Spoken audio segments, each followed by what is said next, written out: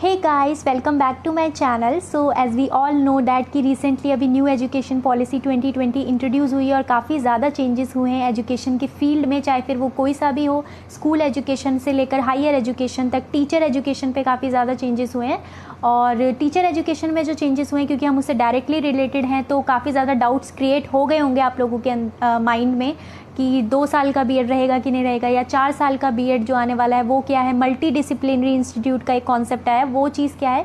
तो इस तरह के जितने भी डाउट है टीचर एजुकेशन से रिलेटेड, उसके लिए मैं ऑलरेडी अलग से वीडियो बना चुकी हूँ और पूरा डिटेल में एक अच्छी तरह से मैंने सारे डाउट्स क्लियर किए हैं पॉइंट वाइज। तो आप वो वीडियो ज़रूर देख लें। अगर आपको कोई भी डाउट है तो आप वो वीडियो ज़रूर देखें। सो आज जो हम बात करेंगे, सबसे पहले हम देख लेते हैं कि न्यू एजुकेशन पॉलिसी 2020 जो कंस्टिट्यूट करी थी वो की थी एमएचआरडी ने। अच्छा हाँ, एमएचआरडी का नाम भी चेंज हो गया है, अब मिनिस्ट्री ऑफ एजुकेशन कहा जाएगा एमएचआरडी को। तो इन्होंने करी थी, ये जून 2017 में करी गई थी और इसके जो मेंबर्स थे वो थे 11 मेंबर्स और जो चेयरमैन थे इसके वो थे डॉक्टर के कस्तूरी रंगन। और इन्होंने अपनी जो रिपोर्ट सबमिट करी थी वो की थी 31 मई 2019 को। तो ये थोड़ी बेसिक सी इंफॉर्मेशन है न्यू एजुकेशन पॉलिसी 2020 की। नेक्स्ट बात, ये जो डॉक्यूमेंट है, आपने अगर देखा है तो आपको पता होगा कि मोर देन 400 पेजेस का ये पूरा पीडीएफ है, पूरा डॉक्यूमेंट है और काफ़ी बड़ा है। और ये अगर आप इसको देखेंगे तो ये 4 पार्ट्स में डिवाइड किया गया है। जो इसका कंटेंट है पूरे पीडीएफ का वो 4 पार्ट में डिवाइडेड है, जिसमें पहले पार्ट में स्कूल एजुकेशन पे बात कही गई है, सेकंड पार्ट में हायर एजुकेशन पे बात कही गई है कि किस तरह से हायर एजुकेशन में क्या क्या चेंजेस हुए, और उसमें जो हमारा कंसर्न रहेगा वो टीचर एजुकेशन पे ही रहेगा कि उसमें क्या चेंज हुए। तो मैंने आपको बोला कि वो मैंने अलग वीडियो में आपको मैंने सारी चीज़ें क्लियर कर दी हैं, तो आप वो वीडियो ज़रूर देख लें। थर्ड पार्ट में जो भी एडिशनल की एरियाज़ हैं जिन पे फोकस किया जाएगा, जैसे टेक्नोलॉजी, वो सब हम इस वीडियो में वही देखेंगे, तो उसके बारे में बात कही गई है। और फोर्थ पार्ट में ट्रांसफॉर्मिंग एजुकेशन। तो हमारा जो मेन फोकस है वो फर्स्ट पार्ट पे, हमें सारी चीज़ें फर्स्ट पार्ट में दी हुई है, जो स्कूल एजुकेशन जिसके साथ हम डील करने वाले हैं एज अ टीचर या वुड बी टीचर्स, तो वो हमारा मेन कंसर्न रहेगा। हमें बाकी चीज़ों में थोड़ी थोड़ी सी चीज़ें पढ़नी है, फर्स्ट पार्ट को हमें पूरा डिटेल में हम सारी चीज़ें करेंगे, तो उसके लिए अलग वीडियो मैं बनाऊंगी। और पार्ट 2 जो हायर एजुकेशन का है, उसमें से सिर्फ टीचर एजुकेशन के लिए करना है, जो कि मैं बता चुकी हूँ ऑलरेडी, उसके लिए वीडियो मैं बना चुकी हूँ, वो आप वीडियो देख लें। और पार्ट 3 एंड पार्ट 4 आज इस वीडियो में हम डिस्कस करेंगे। तो पार्ट 3 और पार्ट 4 में ज़्यादा मतलब चीज़ें नहीं हैं, जो जो चीज़ें हमें पता होनी चाहिए तो उसी पे बात करेंगे। सो चलिए स्टार्ट करते हैं। सबसे पहले पार्ट 4 में कहा गया है ट्रांसफॉर्मिंग एजुकेशन, कि किस तरह से एजुकेशन को ट्रांसफॉर्म किया जाएगा। बहुत सारी बातें कही गई हैं एनईपी 2020 में, काफ़ी ज़्यादा चेंजेस की बातें कही गई है। अब उसको इम्प्लीमेंट करवाने के लिए भी कोई बॉडी फॉर्म की जाएगी, एक न्यू एपेक्स बॉडी फॉर्म की जाएगी, राष्ट्रीय शिक्षा आयोग, that is national education commission. उसका गठन किया जाएगा, कॉन्स्टिट्यूट किया जाएगा उस चीज़ को। तो ये चीज़ कही गई है इसमें। और जो इसके हेड होंगे, जो चेयरमैन होंगे, वो होंगे खुद प्राइम मिनिस्टर। और इसका जो काम होगा वो ये होगा कि ये रिस्पॉन्सिबल होगा जो विज़न है एजुकेशन का, जो कंट्री में, जो हमारी कंट्री में जो एजुकेशन को लेकर के जो भी विज़न बनाया जाएगा, उसको इम्प्लीमेंट करवाने का, आर्टिकुलेट करने का, ठीक है, इवैल्यूएट करने का, और बार बार मतलब उसको देखने का, एक तरह से उसको रिवाइज़ करने का, मतलब एजुकेशन सिस्टम को देखने का काम ये पूरा का पूरा ये बॉडी करेगी, ठीक है। फिर स्टेट में भी एक स्टेट लेवल बॉडी बनाई जाएगी, डैट इज़ राज्य शिक्षा आयोग, स्टेट एजुकेशन कमीशन, जिसके जो हेड होंगे वो होंगे चीफ मिनिस्टर। ओके, अब जितनी भी अब जो एनईपी 2020 है उसमें काफ़ी और भी बॉडीज़ को बनाने के लिए चीज़ें कही गई हैं कि और भी बॉडीज़ बनाई जाएंगी। तो जितनी भी नेशनल लेवल की एपेक्स बॉडी होंगी एजुकेशन से रिलेटेड, चाहे एनसीईआरटी हो गई या फिर कोई अगर नई बॉडी भी बनती है, तो वो सारी आरएसए को ही रिपोर्ट करेंगी, that is national education commission को ही रिपोर्ट करेंगी। और जो ये नेशनल एजुकेशन कमीशन है, आरएसए है, ये इन सब की फंक्शनिंग को देखेगा, ठीक है। फिर पार्ट 3 में जो एडिशनल की एरियाज जिन पे फोकस किया गया है वो है टेक्नोलॉजी। टेक्नोलॉजी काफ़ी ज़्यादा इंपॉर्टेंट है फॉर एजुकेशन, तो उसी के बारे में कुछ बातें कही गई हैं। सेकंड, वोकेशनल एजुकेशन पे काफ़ी ज़्यादा फोकस किया गया है। एडल्ट एजुकेशन पे काफ़ी बातें कही गई हैं, और एडल्ट एजुकेशन तो मोस्ट इम्पॉर्टेंट है और इस पर काफ़ी ज़्यादा चेंजेस इन फ्यूचर हमें देखने को मिल सकते हैं। तो ऐसा नहीं है कि ये सिर्फ टीचर के लिए इम्पॉर्टेंट है, ये जो और लोगों को भी इसके बारे में पता होना चाहिए, जो कि टीचर नहीं है उनके लिए भी ये पार्ट इम्पॉर्टेंट है। फोर्थ जो है हमारा प्रमोशन ऑफ इंडियन लैंग्वेज, तो उसके बारे में कहा गया है। उस पर फोकस किया गया है। तो एक एक करके सारी चीज़ें हम डिस्कस करेंगे इस वीडियो में। जो जो इम्पॉर्टेंट पॉइंट्स हैं हम उन्हीं को जो है हमसे डायरेक्टली रिलेटेड उनके ऊपर बात कहेंगे हम, क्योंकि PDF काफ़ी बड़ा था और उसमें इम्प्लीमेंटेशन के लिए भी काफ़ी प्रोसेस दिया, तो इम्प्लीमेंटेशन का पार्ट तो हम लोगों के लिए नहीं है। जो जो चेंजेस हो रहे हैं, जो जिन चेंजेस से हम अफेक्टेड होंगे, हम डायरेक्टली डील करेंगे, तो वो चीज़ें हमें पता होनी चाहिए, वो इस वीडियो में आपकी कवर हो जाएंगी। ओके, तो स्टार्ट करते हैं। सबसे पहले टेक्नोलॉजी इन एजुकेशन के बारे में कहा गया है कि एक ऑटोनॉमस बॉडी बनाई जाएगी टेक्नोलॉजी से related, that is national educational technology forum. ये बहुत अच्छी चीज़ है कि टेक्नोलॉजी के लिए एक अलग बॉडी क्रिएट की जाएगी। और क्योंकि जैसा आजकल का जो मॉडर्न ईरा है, मॉडर्न टाइम है, उसमें टेक्नोलॉजी का आपको पता है कितना ज़्यादा यूज़ होता है। और ये जो फोरम क्रिएट किया जाएगा, एक प्लेटफॉर्म प्रोवाइड करेगा जहाँ पे अलग अलग आइडियाज़ शेयर किए जाएंगे, किस तरह से टेक्नोलॉजी का यूज़ किया जाए टीचिंग लर्निंग प्रोसेस को इम्प्रूव करने के लिए, चाहे इवैल्यूएशन का प्रोसेस है।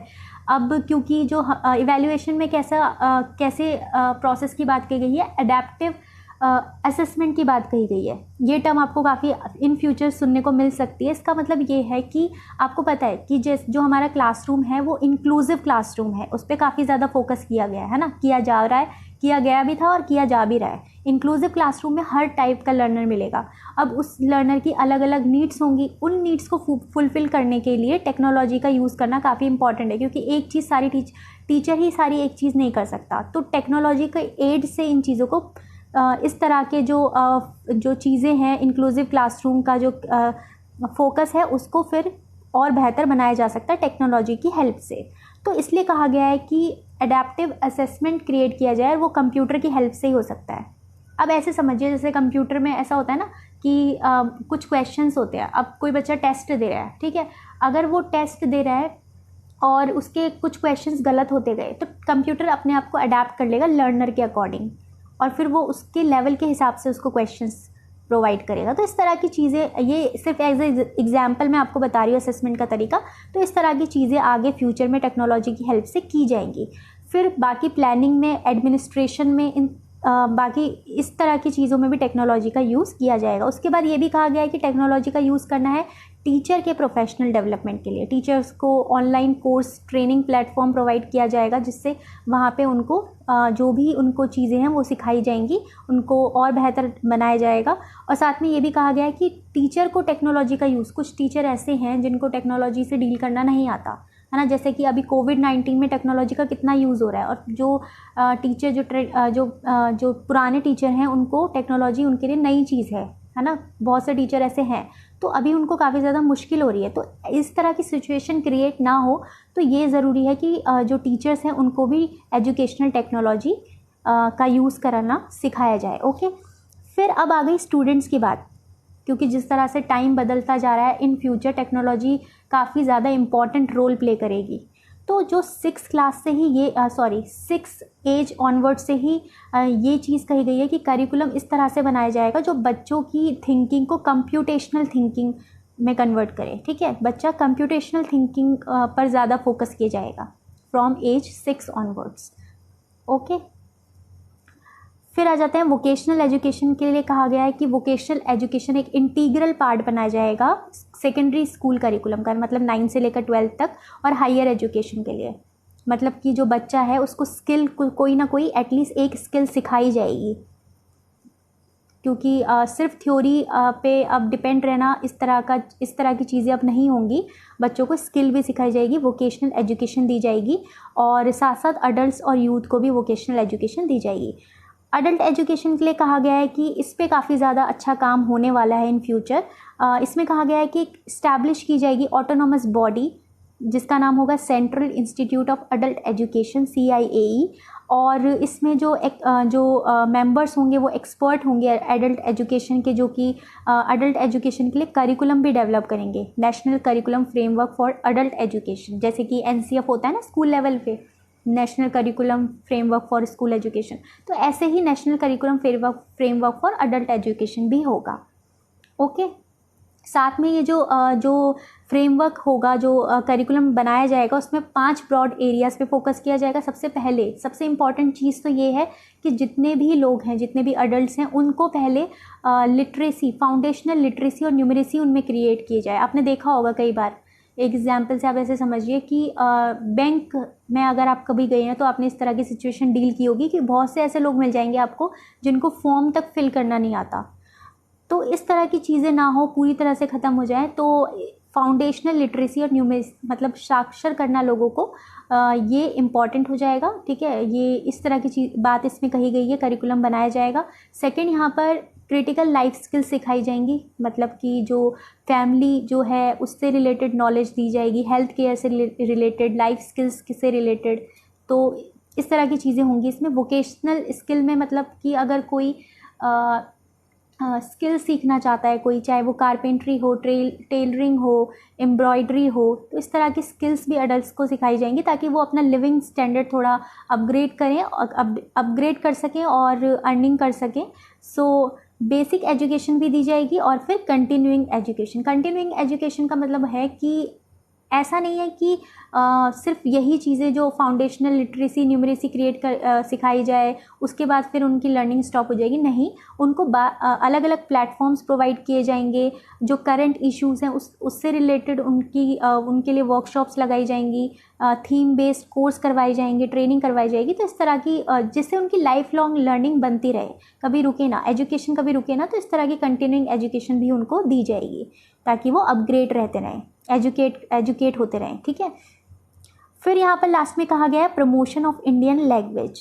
इंडियन लैंग्वेज का प्रमोशन किया जाएगा, ये चीज़ कही है कि इंडियन लैंग्वेज को प्रमोट किया जाएगा, उसकी प्रिजर्वेशन, ग्रोथ, वाइब्रेंसी का ख्याल रखा जाएगा इंडियन लैंग्वेजेस का, ये ऑब्जेक्टिव है।